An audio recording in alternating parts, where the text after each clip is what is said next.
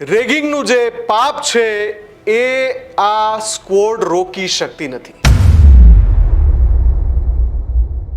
કેમ ભાઈ નોટિસ, કેમ સસ્પેન્શન? હાંકી કાઢો એવા લોકોને. પણ મંત્રી સાહેબ, તમે ખાતરી આપી શકશો ડંકાની ચોટ પર કે હવે ગુજરાતમાં બીજી કોઈ ઘટના નહીં બને? આ રેગિંગનું દૂષણ અટકતું કેમ નથી? શું પગલાં લેવાય કે જેથી આ ફરીવાર નહીં થાય? કે મેં તો ભોગવ્યું હતું, હવે હું આ મારી નીચે જે આવ્યા છે જુનિયર, એની સાથે પણ આવું કરું. આ વિષચક્ર કેવી રીતે તૂટી શકે? તો એક સમય એવો આવશે કે આપણા ત્યાં ડોક્ટરો કોઈ રહેશે નહીં. આપણે અત્યારના જે બહારના દેશોમાં બહારથી ડોક્ટરો બોલાવવા પડે છે. 6 વર્ષમાં આવા 75 બનાવ બન્યા છે જેમાં મોટી ઘટના બની છે. 6 મહિના માટે 4 તબીબો સસ્પેન્ડ. તમે જ કહો, તમે જ પોતાને પૂછો કે આ એક સોલ્યુશન છે? એમને થોડો પણ અફસોસ નહીં થયો હોય કે આપણે શું કરી રહ્યા છે. એક ઘરનો દીપક જે છે તે આપણે બુઝવી રહ્યા છે. હેરેસ કરો કે એને મેન્ટલી એગોનાઇઝ કરો તો એ માણસ, એ ડોક્ટરની પણ પરફોર્મન્સ પેશન્ટ ટ્રીટમેન્ટ તરફ સારી નથી રહેવાની. એ રેગિંગ અટકાવવા માટે છે કે રેગિંગ થઈ ગયા પછી એનું પોસ્ટમોર્ટમ કરવા માટે છે? બિલકુલ એવું જ થઈ ગયું છે અને આ હિસાબે આના ટોપિક ઉપર યોગ્ય પગલાં લેવા જોઈએ. એવી રીતે તમારા અગેન્સ્ટ એક ગ્રજ રાખે તો વિધાઉટ ગ્રજ આ જે કાઉન્સેલર છે એમની સાથે વાત થતી હોવી જોઈએ.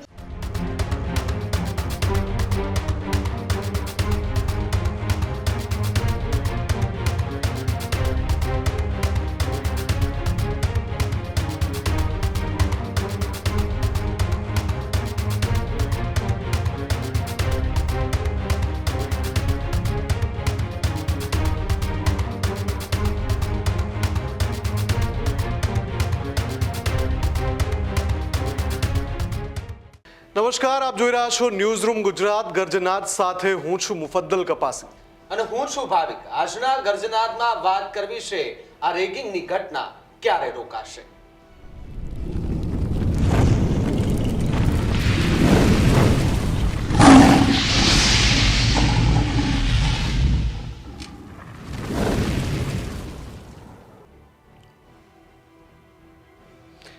જ્યારે એકની એક ઘટનાનું પુનરાવર્તન વારંવાર થયા કરે ત્યારે એ સવાલ ચોક્કસથી થાય કે યા તો વ્યવસ્થામાં કોઈ ખામી છે, યા તો પછી વ્યવસ્થા નામ માત્રની છે, અથવા તો વ્યવસ્થાના નામે મજાક બનાવવામાં આવે છે. મોડાસાનો એ ફૂટડો આશાસ્પદ યુવાન ડૉક્ટર હર્ષ પંડ્યા, તબીબી અભ્યાસક્રમ સાથે જોડાયેલો એ યુવાન જાણતો નહીં હોય કે એણે કલ્પના પણ નહીં કરી હોય કે એણે પોતાના જીવનનો અંત એ માટે આણવો પડશે કેમ કે એક ભયાનક દૂષણ જે નાબૂદ કરવાના દાવા તો વર્ષોથી થાય છે, પરંતુ એ દૂષણ નાબૂદ નથી થઈ શકતું. આ સિસ્ટમ એ દૂષણને નાબૂદ નથી કરી શકતી. એન્ટી રેગિંગ સ્ક્વોડ, આમ કેટલું વજનદાર નામ. આપણને એમ લાગે કે અરે રે, આ સ્ક્વોડ આવી હવે તો ભૂકા કાઢી નાખશે. આવી એન્ટી રેગિંગ સ્ક્વોડની રચના થાય છે, મોટા મોટા સાહેબોને મોટા મોટા તમગા અપાય છે, પણ કમનસીબે રેગિંગનું જે પાપ છે એ આ સ્ક્વોડ રોકી શકતી નથી. જ્યારે કોઈનો જીવ જાય એટલે આ જે સ્ક્વોડ છે એક્શનમાં આવી જાય. રાત બેઠકો, રાતોરાત કલાકોના કલાકો બેઠકો થાય ને પછી પૂછપરછ થાય ને પછી ખબર પડે કે અહીંયા રેગિંગ થતું હતું અને આ દોષિતો છે ને આમની સામે કાર્યવાહી થવી જોઈએ. પણ કોઈનો જીવ ન જાય ત્યાં સુધી આ રેઢિયાળ તંત્ર ઊંઘતું રહે છે. અને તમે વિચારો એ વિષચક્ર કેવું હશે ભાવિક. એ જે રિપોર્ટ, તપાસ રિપોર્ટ તૈયાર થયો સુરતની એ ઘટનામાં, એમાં સ્પષ્ટ ઉલ્લેખ છે કે સિનિયર છે જુનિયર પાસે કલાકોના કલાકો 14 કલાક કામ કરાવે અને એમ કહે કે તમે અમારા ગુલામ છો, તમારે ગુલામી કરવી પડશે, અને ઓરડામાં એને ગોંધી રાખવામાં આવે. ઘણા બધા એવા કોડ છે એની અંદર એ રિપોર્ટમાં. એટલે વિષચક્ર કેવું હશે કે એ જુનિયર છે એ પછી એક સમયે સિનિયર બને એટલે એને પણ એ જ વિષચક્રનો આનંદ લેવાનું મન થાય કે ભાઈ અમે તો 14 કલાક કામ કર્યું હતું, અમારી સાથે તો આ રેગિંગ થયું, તો હવે આ જે નવા આવ્યા જુનિયર એનો વારો. એટલે આ રીતે વિષચક્ર ચાલ્યા કરે, છાશવારે રેગિંગની ઘટનાઓ સામે આવ્યા કરે, નોટિસ આપવાના અને સસ્પેન્શનના ઓર્ડર આપીને આખા પાપની સાથે સાથે એક મજાક પણ કરી દેવાય. કેમ ભાઈ નોટિસ, કેમ સસ્પેન્શન? હાંકી કાઢો એવા લોકોને. તમે હાંકી નહીં કાઢો ત્યાં સુધી ખબર જ નહીં પડે, આ વિષચક્ર તૂટશે જ નહીં. ત્યાં સુધી આ ચાલતું જ રહેશે અને કોઈને કોઈ એ યુવાન, કોઈ એ યુવતી પોતાના માવતરના સપના લઈને પોતાના વતનથી દૂર આવી છે તબીબી અભ્યાસક્રમ માટે, એણે ક્યાંક કોઈ બંધ ઓરડામાં પોતાનો જીવ આપી દેવો પડશે જ્યાં સુધી આ વિષચક્ર તૂટશે નહીં ત્યાં સુધી. અને આરોગ્ય મંત્રી પણ એક્શનમાં આવી ગયા. પણ મંત્રી સાહેબ, તમે ખાતરી આપી શકશો ડંકાની ચોટ પર કે હવે ગુજરાતમાં બીજી કોઈ ઘટના નહીં બને? એ હદે અમે કડક પગલાં લેવાની ત્રેવડ ધરાવીએ છીએ. તમે ખાતરી આપી શકશો? કેમ કે દર વખતે ઘટનાઓ ઘટે છે, આશ્વાસન અપાય છે, કાર્યવાહીના ડિંડક થાય છે, પણ તમે મૂળ દૂષણ દૂર નથી કરી શકતા, રેગિંગને અટકાવી નથી શકતા. ભાવિક, કોઈ એક સમયે એ નક્કી તો કરવું જ પડશે કે રેગિંગ દૂર કેવી રીતે થાય. એટલે પેલી કહેવત છે ને કે ઘોડા છૂટી ગયા પછી તબેલાને તાળા મારવા માટે નીકળી જાય, એટલે એ પ્રકારની ઘટના છે. અને આખી જે આ ઘટના સામે આવી, લગભગ આજ વહેલી સવારથી જ્યારે આખી આ ઘટનાનો ભંડાફોડ થયો કે ભાઈ આખી રેગિંગની ઘટના હતી ને એના કારણે એ વ્યક્તિએ આત્મહત્યા કરી અને મોતને વાલું કર્યું. પરંતુ અહીંયા એક સવાલ એ પણ છે કે ડોક્ટર બનવાની પ્રક્રિયામાં મુફદ્દલ જો વિદ્યાર્થીનું માનસિક અને શારીરિક શોષણ થાય તો આપણે એને ક્યાં સુધી શિક્ષણનો ભાગ કહીશું, ક્યાં સુધી આપણે એને શિક્ષણનો ભાગ કહીશું? આજે એના વિશે ચર્ચા કરવી છે. બે ડોક્ટરો આપણી સાથે જોડાયા છે સિનિયર, એમની સાથે જ સીધા ચર્ચા કરી. અને બિલકુલ આપણી સાથે ડોક્ટર મિતાલી વસાવડા તબીબ છે, જોડાયા છે. ડોક્ટર અપૂર્વ મકવાણા પણ જોડાયા છે, તેઓ પણ તબીબ છે. આ બંનેનું સ્વાગત છે ન્યૂઝરૂમના મંચ પર, જ્યાં ચર્ચા કરવી છે આ દૂષણની. સૌથી પહેલા ડોક્ટર મિતાલી, આપને પૂછવું છે કે એ સંઘર્ષનો સમય આપે પણ જોયો હશે. તબીબી અભ્યાસક્રમમાં પ્રવેશ મેળવવો એ કોઈ ચણા મમરાની વાત નથી, એ કોઈ નાની માના ખેલ નથી. તબીબી અભ્યાસક્રમમાં પ્રવેશ મેળવવો એ જ ખૂબ મોટો સંઘર્ષ છે. એ માવતરનો પણ સંઘર્ષ છે, એ સંતાનનો, એ વિદ્યાર્થીનો પણ સંઘર્ષ છે. ત્યારે એ પ્રવેશ મળતો હોય છે. એ પ્રવેશ મેળવે એટલે એમ થાય કે ઓહો, આપણે દુનિયા જીતી લીધી એવી ખુશી થતી હોય, કેમ કે એક બહુ લાંબી સ્ટ્રગલ બાદ એ સમય આવતો હોય છે. અને પછી ડૉક્ટર મિતાલી, જ્યારે આવી ઘટનાઓ બને, આ રેગિંગનું દૂષણ અટકતું કેમ નથી? હું છે ને આને આ એક આઇસોલેટેડ ઇન્સિડન્ટ પર કોમેન્ટ કરવાના બદલે આઈ વુડ લાઈક, મારા માટે આ એક ચિહ્ન છે એક બહુ જ larger perspective of society for doctors, especially allopathic doctors માટે. આપણા ત્યાં મને એમ લાગે છે કે ડોક્ટર બનવાનું પહેલું પગલું એટલે નીટની એક્ઝામ આપવાનું, એમાં પેપર ફૂટી જાય છે. ત્યારે પણ કોઈ ટાઈપનો સાયકોલોજીકલ સપોર્ટ સિસ્ટમ, કોઈ કાઉન્સેલિંગ, કશું જ બાળકોને મળતું નથી. આ બાળકો એવા હોય છે જે 16, 17, 18 વર્ષના એજ પર આ મોટી મોટી એક્ઝામો આપે છે, જેનાથી એનું આગળ એની લાઈફ એની ઉપર ડિપેન્ડન્ટ છે. તો આવી એક્ઝામોમાં પણ જ્યારે આવું થાય છે ત્યારે પણ આપણે કોઈ એમને સાયકોલોજીકલ સપોર્ટ નથી આપતા, કોઈ જ પ્રકારનો સપોર્ટ નથી આપતા એસેન્શિયલી. આના પછી MBBSમાં એડમિટ થાય એટલે આપણે બધા જ જાણીએ છીએ કે વર્લ્ડના સૌથી ડિફિકલ્ટ કરિક્યુલમ્સમાંથી જો ટોપ નંબર 1 કોઈ ટફ કરિક્યુલમ હોય તો એ MBBS નો અભ્યાસ છે. અને આ અભ્યાસ કરતા જે બાળકો જ હું એમને કહીશ, જે ભાવિ તબીબો છે, એ એટલા બધા ડેલિકેટ એજમાં છે, એ ટીનેજમાં છે હજી, અને એમની ઉપર આટલો બધો ભણવાનો, એકેડેમિક્સનો, પરફોર્મન્સનો અને ઘણા કેસીસમાં મા બાપથી પણ દૂર રહેવાનો એ પહેલો એક્સપિરિયન્સ હોય છે. પણ આપણે આ વખતે તો પોસ્ટ ગ્રેજ્યુએશનના ફર્સ્ટ યરના ડૉક્ટરનું આવું દુઃખદ ઘટના થઈ છે. પણ આપણે જાણીએ છીએ કે MBBSના ફર્સ્ટ, સેકન્ડ યરમાં, થર્ડ યરમાં, MBBSમાં પણ ભણતા કેટલા સ્ટુડન્ટ્સ આવી રીતે રેગિંગથી હેરાન છે. હમણાં વચ્ચે જ આપણી શહેરની જ એક ગવર્મેન્ટ કોલેજમાં પણ આ રેગિંગની ઘટના સામે આવી હતી. પણ આગળ શું થયું, શું પગલાં લેવાયા કે જેથી આ ફરીવાર નહીં થાય, એ કોઈને ક્લેરિટી નથી હજી સુધી. આના પછી જો બાય ચાન્સ પાસ થઈને આગળ વધે અને ડોક્ટર બનીને પોસ્ટ ગ્રેજ્યુએટ પણ બની જાય તો પણ આપણે જાણીએ છીએ કે કેટલા બધા ડોક્ટરોને મારવામાં આવે છે. જ્યારે એ ઘટના ઘટે ત્યારે તાત્પૂરતો લોકોમાં પણ આક્રોશ હોય છે, પણ એના પછી બધા ભૂલી જાય છે ને એમની રીતે એમનું કામ કરે છે. અને ડોક્ટરોને એવું કહી દેવામાં આવે છે કે ભાઈ તમારી તો સેવા આપવાનો તમારો ધર્મ છે, કર્મ છે, એટલે તમને એમાંથી મુક્તિ નથી. માર પડે તો માર સહો, રેગિંગ કરે તો રેગિંગ સહો, પણ તમે તમારું કર્મ કરો, કારણ કે એ તો તમારે કરવું જ પડશે. તમને પ્રોટેક્ટ કરવા માટે અમે કોઈ જ પગલાં લેવા, કોઈક નિર્ણાયક પગલાં, સ્ટ્રિક્ટ એક્શન લેવા માટે અમે as a society we don't care. એટલે આગળ જઈને હું જે જોઈ રહી છું કે જો આ જ સિસ્ટમ અને આ જ પદ્ધતિથી આપણે આપણા ડોક્ટરોની આ જ કિંમત જો કરીશું ને, તો એક સમય એવો આવશે કે આપણા ત્યાં ડોક્ટરો કોઈ રહેશે નહીં. આપણે અત્યારના જે બહારના દેશોમાં બહારથી ડોક્ટરો બોલાવવા પડે છે 3 ગણી 4 ગણા પગારો આપીને, એવી રીતે આપણી પણ આવી જ કફોડી સ્થિતિ થવાની છે. સીટો વધારવાથી કે ઓન ધ સરફેસ કંઈક બતાવવાથી કામ નહીં બને. ડેફિનેટ સ્ટેપ્સ લેવા પડશે. જે બાળકો MBBS કરે છે કે PG નો અભ્યાસ કરે છે એ લોકોને બ્લડનું ફોર્મ ભરી આવો, બ્લડ અરેન્જ કરી આવો, આ બધું એમનું કામ નથી. એમનું કામ ત્યાં ભણવા આવ્યા છે, એમને ભણાવવાનું છે, એમને ટ્રેન કરવાનું છે, ના તો જે વોર્ડ બોય કે આયા માસીના કામ એમની પાસે કરાવવાનું. એટલે કશે ને કશે આની ઉપર બહુ જ સ્ટ્રિક્ટલી વિચાર કરવો પડશે. વિચાર કરતા લોકો એકલા નહીં, પણ જે સ્ટેક હોલ્ડર્સ છે, જે સ્ટુડન્ટ્સ છે, ભણે છે, જે ડોક્ટર્સ ત્યાં સેવાઓ આપે છે, બધાના ઓપિનિયન્સ લઈ અને પછી જ આ એક ડેમોક્રેસી છે. તો જ્યારે આવા પણ નિર્ણયો લેવાય ત્યારે બધા પક્ષોની સજેશન સાંભળી અને બધાને એક્સેપ્ટેબલ હોય, જે ગ્રાઉન્ડ રિયાલિટીમાં વર્કેબલ હોય, એવા જ સોલ્યુશન જ્યાં સુધી નહીં આવે તો ત્યાં સુધી આપણે દર વખતે આવી ઘટના થશે, આપણે પેનલ બોલાવીશું, ડિસ્કશન કરીશું ને સૌના ઘરે જઈશું અને એવી પ્રાર્થના કરીશું પ્રભુને કે ભાઈ આપણા ઘરમાં આવું કંઈ ના થાય.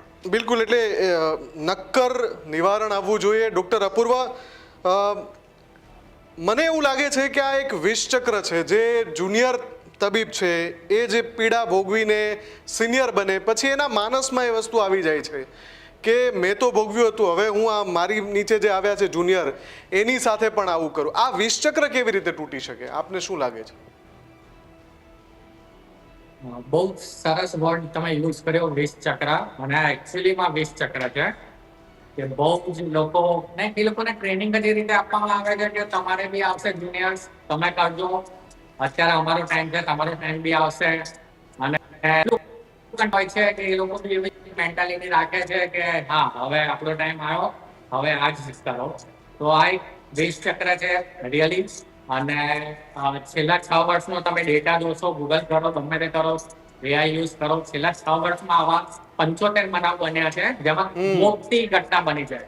લાઈક ખરાબ રીતે આ રીતનો સંજોગ ઉભા થયા છે. હું નાના તો વાત પણ નહીં. તમે લાઈક ગુજરાતની જ ઘટના જો તો 1500 તો ફરિયાદ આવી છે રેગિંગ. આ એકદમ સચોટ ડેટા છે, ઓન પેપર ડેટા છે. તો આ માટે ડોક્ટરો માટે બહુ ઈઝી છે કે જે રિસન્ટમાં બધા અનશન પણ જતા રહ્યા હતા કે આવી રીતે અઠવાડિયું રહીશું, 15 દિવસ રહીશું તો અમારું પણ સાંભળશે. પણ ક્યાંક ને ક્યાંક અમારામાં કે અન્ય મેડિકલ સ્ટુડન્ટમાં એક માનવતા આવી જાય છે. જોઈએ છીએ કે કોઈના વડીલો ઇમરજન્સી ફેસ કરે છે, કોઈનો એક્સિડન્ટ જો છે, કોઈ ગર્ભવતી મહિલા છે, એમને ડિલિવરી કરવાની છે, અને અમે કે કોઈ પણ તબીબ આ જોઈ નથી શકતા કે યાર એક સેલ્ફિશ લાગે કે ક્યાં અમે અનશન પર ઉતર્યા છે, ચલો આપણી સાથે જે દુર્ભાગ્ય થાય છે એ થવા દો, બીજાનું કેમ એ કરીએ. આપણે પ્રતિજ્ઞા લીધી છે કે લોકોનું જોઈશું, લોકોને સાચવીશું. આપણા માટે પણ ઈઝી છે, 15 દિવસ અનશન પર ઉતરી જાઓ, બધા આવી જશે, બધા પોતાના હક શોધશે, અમારું સાંભળશે. પણ અમે માનવતાની દ્રષ્ટિએ આ જોઈ નથી શકતા, કરી નથી શકતા. મેક્સ 1 દિવસ, મેક્સ 2 દિવસ, મેક્સ 3 દિવસ, એ પણ ઇમરજન્સી સર્વિસ આપવાની સાથે અમુક લોકો માંડ અનશન કરે છે પણ સાંભળવામાં નથી આવતું. અને દર મહિને કે દર 3 મહિને આવું એક બીજો કિસ્સો સામે આવે છે, જેમ આવી રીતે દુર્ભાગ્યથી ડોક્ટર હર્ષ સાથે થયું. અને સોલ્યુશન તમે જુઓ, 6 મહિના માટે 4 તબીબો સસ્પેન્ડ. તમે જ પોતાને પૂછો કે આ એક સોલ્યુશન છે? દરેક લોકો આ એક વિચાર કરશે કે શું આ એક સોલ્યુશન છે?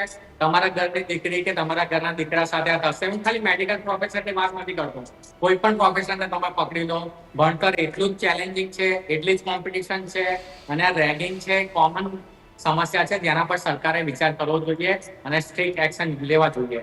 જેમ ડોક્ટર મિતાલીએ કહ્યું, 100% એગ્રી છું કે આના વિશે થવું જ જોઈએ. ઓકે, ભાવિક તમે પણ કંઈ પૂછતા હતા સવાલ? ડૉક્ટર મિતાલી, તમારી પાસેથી એક વાત એ પણ સમજવી છે કે એક મહિલા તરીકે આપે આ જે ઘટના આખી જોઈ એની અંદર લગભગ 2 થી વધારે મહિલા પણ આ રેગિંગની ઘટનામાં સામેલ હતી. એવું તો શું એમને મળ્યું આ રેગિંગની ઘટનામાં? એવું તો એમને શું મળ્યું હશે કે એક દીકરો, એક બાપે પોતાનો દીકરો ગુમાવ્યો, એક પરિવારે એમનો દીકરો ગુમાવ્યો અને એમને થોડો પણ અફસોસ નહીં થયો હોય કે આપણે શું કરી રહ્યા છે? એક ઘરનો દીપક જે છે તે આપણે બુઝવી રહ્યા છે.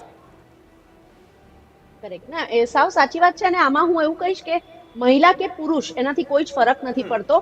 આવી જ્યારે કોઈ પણ ઘટનાઓ થાય છે, જે તમે ગેંગ રેપ્સ થી માંડીને કોઈને મોબ લિન્ચિંગ કરતા હોય છે કે એક મોટું ટોળું આવીને પથ્થર મારીને કાં તો દંડાઓથી કોઈને મારી નાખતા હોય છે, આવા જ્યારે મોબ્સ હોય છે ત્યારે સાયકોલોજીકલી તમે જોવા જાઓ તો એક ઇન્ડિવિજ્યુઅલ પર્સનના કોન્શિયસ થી કે એના મોરલ્સથી એ વ્યક્તિ કામ નથી કરતા, પણ એક ટાઈપની મોબ મેન્ટાલિટી હોય છે અને બધા એક સાથે મળીને કોઈ એક પર્સનને પ્રતાડિત કરવામાં એક પ્રકારનું સેડિસ્ટિક પ્લેઝર લેવાનું ચાલુ કરી દેતા હોય છે. હવે આના ઉપર ઘણું બધું સાયકેટ્રિક પણ ઇવેલ્યુએશન જે તે લોકો આમાં ઇન્વોલ્વ છે એમનું 100% થવું જોઈએ, કારણ કે આવી વિકૃત વસ્તુઓ કરતા હોય તો એમના પણ મગજમાં કઈક પ્રકારની તકલીફો હોય ત્યારે જ કોઈ નોર્મલ પર્સન કોઈ બીજાને હેરાન કરીને એમાં સુખની અનુભૂતિ ના લઈ શકે. 100% એ બી કે જેઓ પોતે કદાચ તબીબો હશે અને બીજા કોઈ જુનિયર ડોક્ટરને આવી રીતે હેરાન કરતા હોય તો ડેફિનેટલી એ તો થવું જ જોઈએ. પણ આના સિવાય પણ આઈ થિંક જ્યારે તમે સિસ્ટમ બનાવો છો ત્યારે જ એક જે જુનિયર છે, જે ફર્સ્ટ યરનું છે, એની બધી જ જવાબદારી, એનું ઇવેલ્યુએશન અને આ બધું જ્યારે એનાથી 1 જ વર્ષ સિનિયર વ્યક્તિ પર આપી દઈએ છે તો આપણે એક અપ્રોપ્રિએટ અસેસમેન્ટ કે ઇવેલ્યુએશન મેથડ નથી.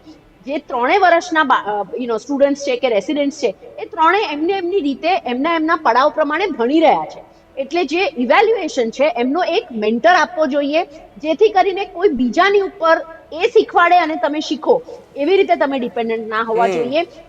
મેં ફોરેનમાં પણ મારું પોસ્ટ ગ્રેજ્યુએશન કર્યું છે અને ત્યાં અને અહીંયા જે મોટો ફેર છે એ આ છે કે આજે હું જ્યારે ત્યાં મારી રેસિડેન્સી કરી રહી હતી તો મારે કોઈ બીજા સિનિયર રેસિડેન્ટ કે એના સુપર સિનિયર રેસિડેન્ટથી મારે કોઈ જ લેવા દેવા નથી. મારા જે મેન્ટર ડોક્ટર મને અસાઇન થયેલા છે એ મને કહેતા કે તમારે આટલા પ્રોસિજર કરવાના છે, આ કરવાનું છે. હું એ કરું ત્યારે એ આવીને પોતે જ મને ઓબ્ઝર્વ કરે અને એના ઉપર મારું ગ્રેડિંગ થાય, એના ઉપર મારું નેક્સ્ટ લેવલમાં પ્રમોશન થાય છે.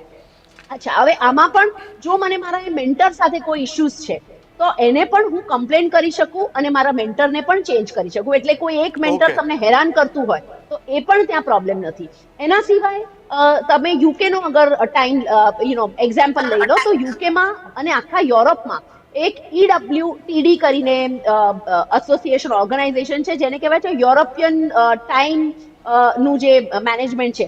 હવે એમાં જો તમે તમારું એન્ટર કર્યું હોસ્પિટલમાં, તમારું તમે કાર્ડ સ્વાઇપ કર્યું કે હવે હું અહીંયા એન્ટર થઈ ગયો છું, જે અટેન્ડન્સ આપણે ગણીએ છીએ, અને તમે જ્યારે ડ્યુટી પરથી જાઓ છો ત્યારે તમારું અટેન્ડન્સ ક્લોક કરો છો કે હવે આ ટાઈમે હું નીકળી ગયો કે નીકળી ગઈ. આ જે છે ટાઈમ તમારો in the hospital working time એ જો અઠવાડિયાના 48 અવર્સથી વધારે થાય છે અને એવું on an average 8 weeks 60 hours કે 60 અવર્સથી વધારે થાય છે તો તમને એ તમારા ઇન્સ્ટિટ્યુશનને બોલાવશે કે તમે આ ડોક્ટરને કેમ આટલા બધા કલાક કામ કરાવો છો. કેમ?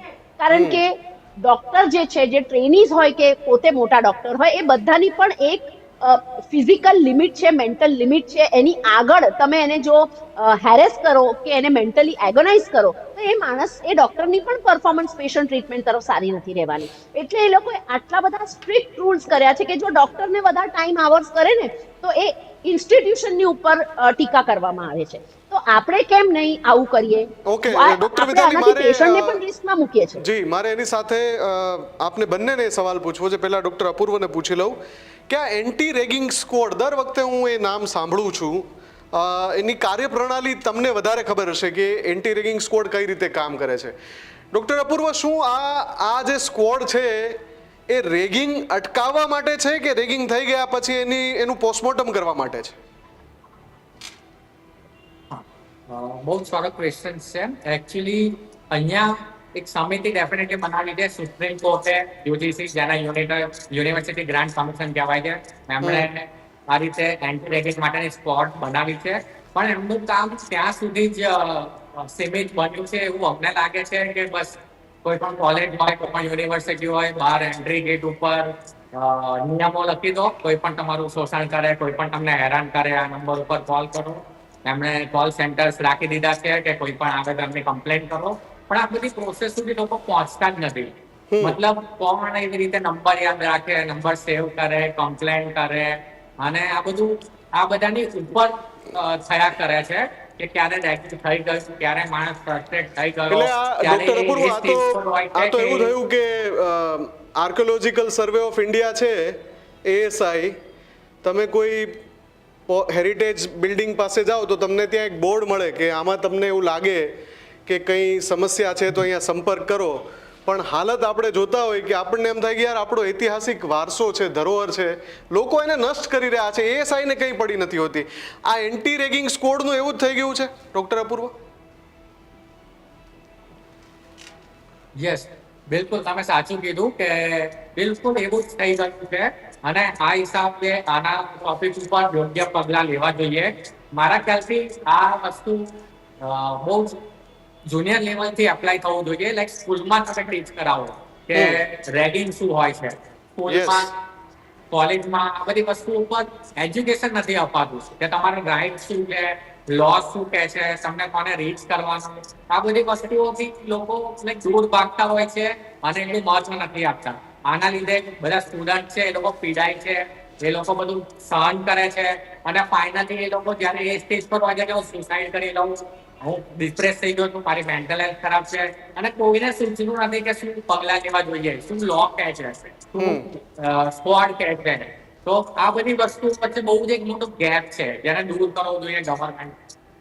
આઈ વિશ કે એ લોકો આની ટ્રેનિંગ સેશન રાખે, આની રીતે પ્રેક્ટિકલ સેશન્સ આપે, એ લોકો કઈ રીતે સહાય કરે છે, કયા કયા લોસ છે, કઈ રીતે જેલ પણ થઈ શકે છે આવા લોકો સામે, આ લોકોને ફાંસી પણ થઈ શકે છે, જન્મકેદની સજાઓના પણ ઉલ્લેખ છે, પણ એ બધું અભ્યાસ આ બધી સ્ટડી લોકો સુધી પહોંચતી જ નથી, જેના લોકો લીધે આ લોકો આગળ એક્શન લે જાય. ઇવન પેરેન્ટ્સને પણ કહીશ કે એ લોકો પણ ગો થ્રુ કરે, એ લોકો પણ સ્ટડી કરે, તો પ્રોપર ટાઈમ એ લોકો પ્રોપર સપોર્ટ આપી શકે, પ્રોપર સમજાવી શકે, એ લોકો પણ એજ્યુકેટ કરી શકે, બેટા કંઈ પણ આવું થાય તારે અમને રીચ કરવાનું છે, તારે આ એજન્સીઓને રીચ કરવાનું છે, કઈ સોલ્યુશન ના આવે તો અમે છીએ, સિનિયર છે, મેનેજમેન્ટ છે, તો આ બધું એક અસ્યોરન્સ માટે બહુ જરૂરી છે.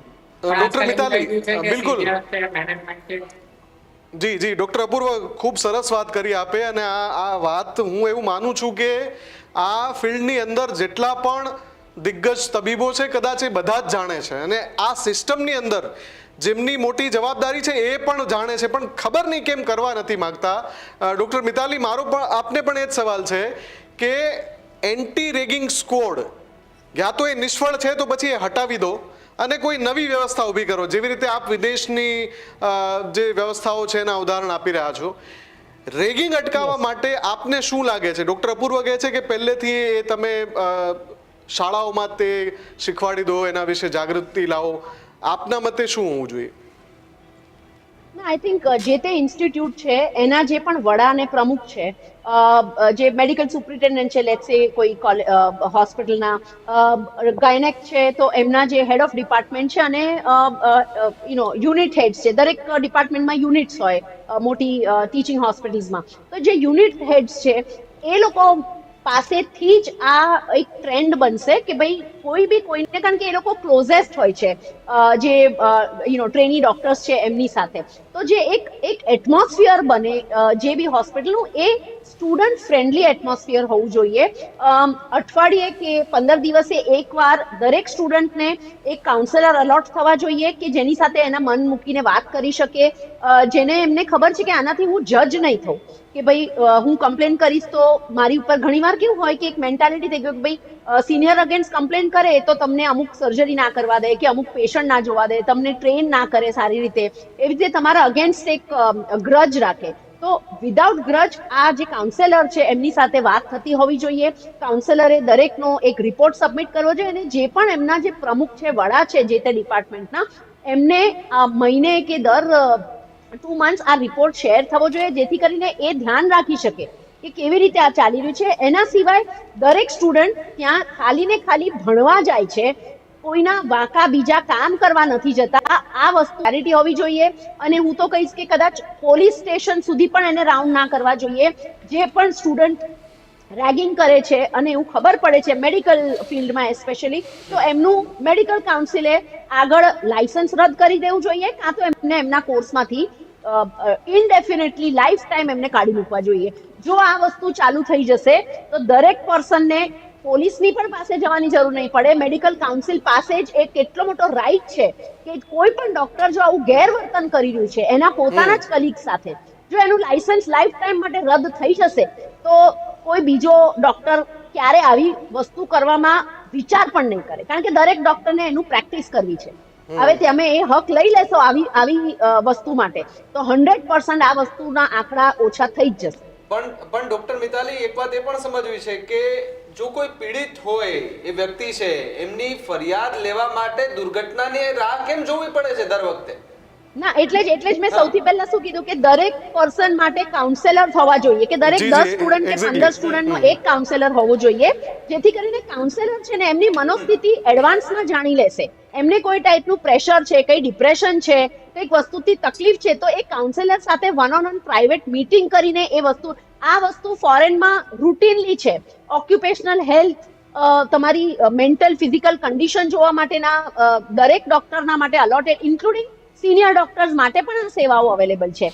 ખાસ કરીને જેમ કે મારા જેવા ડોક્ટરો છે, ફોરેન ગયા છે, તો એ લોકો એ વસ્તુની પણ સેન્સિટિવિટી રાખે છે કે ભાઈ આ ડોક્ટર એમનું ઘર દેશ છોડીને આપણા દેશમાં આવ્યા છે, તો શું એ સોશિયલી બીજી બધી વેમાં સેટલ થઈ રહ્યા છે? કારણ કે એ પણ એક હ્યુમન બીંગ છે. એને ખાલી હોસ્પિટલમાં પેશન્ટને સેવા આપવાથી એની જીવન પતતું નથી, પણ એ સોસાયટીમાં પણ સેટલ થાય છે કે નહીં, એમનું ઓવરઓલ ડેવલપમેન્ટ કેવું થાય છે, એમના બાળકોને લઈને આવ્યા છે તો એમના બાળકોને સ્કૂલિંગમાં કે એમાં તો તકલીફ નથી પડતી. આટલી બધી કેર કરીને એ લોકો ત્યાં ડોક્ટર્સને બોલાવે છે. અને ટ્રેનિંગ્સને પણ આવી રીતના રાઇટ્સ આવે છે કે ભાઈ અમારા ત્યાં જે MBBS સ્ટુડન્ટ્સ આવતા હતા ટ્રેનિંગ માટે, ઇન્ટર્નશિપ માટે, એક સ્ટુડન્ટને અમે એક પણ કામ સોંપવા માટે અમને અલાઉડ નહોતું એઝ સિનિયર ડોક્ટર્સ. એ લોકો એમના આઈપેડ્સ લઈને આવે અને એમાં અમે જે કરીએ છીએ એમાંથી એ ભણે કરે, ડાઉટ હોય તો ડાઉટ પૂછે, પણ અમે એમને એવું ના કહી શકીએ કે જા મારા માટે ચા લઈ આવો કે નાસ્તો લઈ આવો કે લેબોરેટરીમાંથી બ્લડનો રિપોર્ટ લઈ આવો. આ ટોટલી અનએક્સેપ્ટેબલ છે. અને કોઈ પણ સ્ટુડન્ટ જો આવી કમ્પ્લેન કરે કે આ ડોક્ટરે મને આવું કર્યું, તો એ ડોક્ટરની ઉપર બહુ સ્ટ્રિક્ટ સ્ટેપ્સ લેવાતા. એટલે આ બધી વસ્તુ આપણે 100% ઇન્કલ્કેટ કરવી પડે. જી બિલકુલ. આપ બંને અમારી સાથે જોડાયા, ડૉક્ટર મિતાલી, ડૉક્ટર અપૂર્વ, ખૂબ જ સરસ સજેશન આપ્યા છે. અને આશા રાખીએ કે આપણું જે તંત્ર છે એ આ સિસ્ટમને બદલવા માટે આપ જેવા તબીબો છે એમના સજેશનને ધ્યાનમાં લે અને તાત્કાલિક અસરથી આ સુધારો થાય. હવે આમાં રાહ જોવાને કોઈ ગુંજાઈશ નથી, કોઈ અવકાશ નથી. આ બંને અમારી સાથે જોડાયા, આ બંને મહેમાનોનો ખૂબ ખૂબ આભાર. તો આ જે આજનો પ્રશ્ન છે કે રેગિંગનું દૂષણ ગુજરાતમાં ક્યારે અટકશે, એના બહુ સચોટ સવાલ આપણી જે ગેસ્ટ પેનલ છે એમણે આપ્યા અને બહુ જ સચોટ એમણે સજેશન આપ્યા. અને એમણે સાથે સાથે એમ પણ કહ્યું કે આપણે વિદેશથી શા માટે પ્રેરણા ન લઈ શકીએ. વિદેશમાં એવી ઘણી બધી વ્યવસ્થા છે જેનો અમલ થઈ શકે છે. ચલો, પૂરેપૂરો અમલ ન થઈ શકે કેમ કે આપણું જે સંખ્યાની રીતે ખૂબ મોટું એ તંત્ર છે, મેડિકલની સીટ એટલી બધી છે, કેવી રીતે કાઉન્સિલર મેનેજ કરવા કે મેન્ટર મેનેજ કરવા, પણ અસંભવ કશું નથી. અને જ્યારે સવાલ એક જિંદગીનો છે, એક નહીં આમ તો અનેક જિંદગીનો છે, ત્યારે આ પ્રકારના પગલાં ત્વરિત કોઈ પણ રાહ જોવાયા વિના લેવાવા જોઈએ અને જલ્દીથી જલ્દી રહેવા જોઈએ. એક ભરોસો અપાવવો જોઈએ. અહીંયા મુદ્દો માત્ર કોઈ પેપર લીકની સમસ્યાનો નથી, આ પણ એટલું જ મોટું દૂષણ છે. પેપર લીક જો મોટું દૂષણ છે તો રેગિંગ એનાથી પણ મોટું દૂષણ છે. કેમ કે રેગિંગ જે રીતે જીવ લીધા જ કરે છે લગાતાર, અસંખ્ય ઘટનાઓ બનતી રહે છે દેશભરમાં અને એને અટકાવી શકાતી નથી.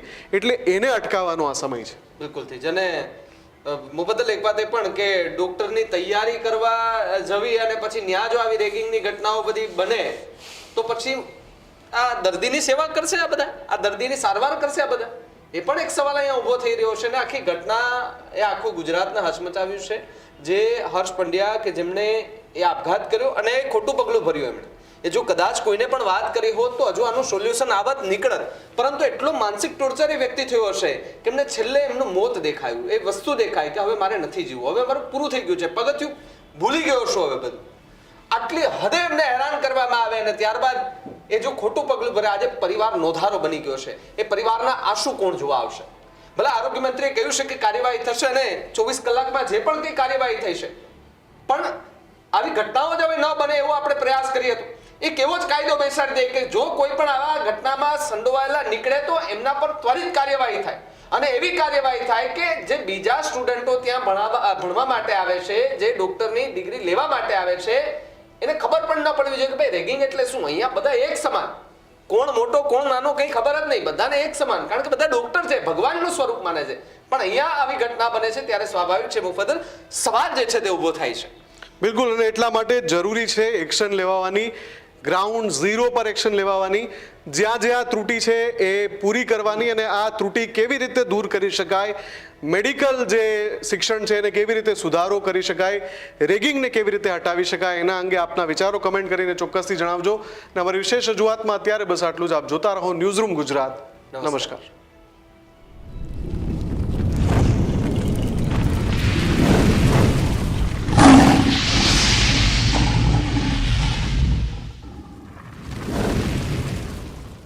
ખેડૂત ભાઈઓ છે ખેતરમાં ડ્રોન ઉડાવતા હોય છે ત્યારે આપણે એક પ્રશ્ન સતાવતો હોય છે કે જે આપણે અત્યાર સુધી જીપીએસ ટેકનોલોજીવાળા ડ્રોન વાપર્યા છે, જેથી કરીને મોબાઈલ ટાવર છે અથવા તો હાઈ ટેન્શન લાઇન પસાર થતી હોય, કોઈ વૃક્ષો હોય, ત્યારે જે જીપીએસ ટેકનોલોજીવાળા ડ્રોન છે એમાં ટકરાય અને ટ્રેસ થાય છે. પણ એગ્રીઓન લાવ્યું છે GNSS ટેકનોલોજી ડ્રોન, જેથી કરીને એ ડ્રોન છે એ કોઈ જગ્યાએ ટકરાય નહીં, પોતાની રીતે જ ડિસિઝન લે છે અને મૂવ થઈ જાય છે, જેથી કરીને GNSS ટેકનોલોજી ડ્રોન છે એ વાપરવાનો આગ્રહ રાખો. આ જ પ્રકારની તમામ અપડેટ જોવા માટે ન્યૂઝરૂમ ગુજરાતને લાઇક, શેર અને સબસ્ક્રાઇબ કરવાનું ભૂલતા નહીં.